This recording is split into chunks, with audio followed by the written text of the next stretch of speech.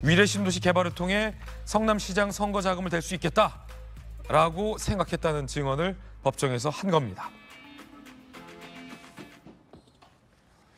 이 증언, 송영훈 변호사님, 이 증언은 어떤 의미예요? 이재명 대표에게는 불리한 내용이죠. 불리한 내용이고 아까 이재명 대표가 몸살 기운이 있어서 퇴정을 요청했다 그 내용 있지 않습니까? 거기서 하나 짚어볼 부분이 이런 비슷한 장면이 이전에도 있었습니다. 그러니까 저게 단순히 퇴정을 요청하는 게 아니라 재판부가 받아들이기에는 재판부의 재량사항인 변론 분리를 요청하는 것과 관련이 있는 거예요. 그러니까 공동 피고인이기 때문에 원래 이재명 대표와 정진상 전 실장은 재판부가 변론을 분리하지 않는 이상 같이 출석을 하고 같이 재판을 받아야 됩니다. 그런데 이재명 대표가요, 지난 2월 16일에도 어떤 일이 있었냐면 3월 19일 공판기일 그 대장동 사건에서 콕 찍어서 변론 분리해가지고 자기는 출석하지 않게 해달라고 이재명 대표의 변호인이 요청한 적이 있었어요. 재판부가 받아들여지지 않았거든요. 그때도 이유가 뭐였냐면은 그날은 정진상 실장 측 변호인이 반대 신문하는 날이기 때문에 변론 분리해서 이재명 대표는 나오지 않게 해달라고 했습니다. 그날이 어떤 날이었냐?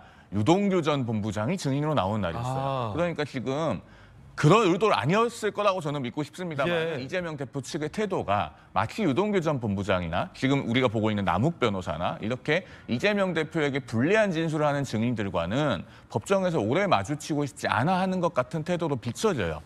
그런데 어쨌든 변론 분리는 재판부의 재량이잖아요.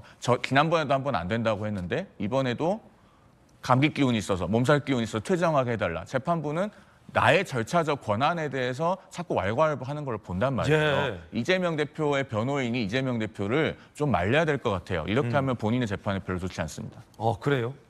그러면 저 위례 재판 관련해서 위례 개발 자금을 성남시장 선거 비용으로 댈 수 있겠다라고 생각했다라는 남욱의 증언은 그럼 어떤 의미입니까? 그 증언은? 지금 이 남욱 변호사는 이런 뭡니까? 천화동인 4호 소유주로 알려져 있잖아요. 그러다 보니까 이 지금 그 천화동인을 비롯해서 여러 사업체들이 어떻게 구성이 됐고 이 사업 구조가 어떻게 되고 변호사이기 때문에 이걸 굉장히 잘 아는 인물입니다. 이런 인물이 이재명 당시 성남시장의 선거자금과 관련이 있다라고 법정에서 직접적으로 증언을 하면은 이런 부분은 사실 증언의 신빙성이 상당히 높죠. 그리고 지금 남욱 변호사가 이제 와서 어떤 이재명 대표를 무슨 모해를 하려고 위증할 만한 그런 동기가 있는 것도 아니고 그렇지 않겠습니까? 그렇기 때문에 이 부분 진술이 이재명 대표에게는 상당히 무거운 부분이고 아마 이재명 대표 지지자들도 저는 이런 부분의 무게를 알고 있어서 법정 밖에서 그런 과격한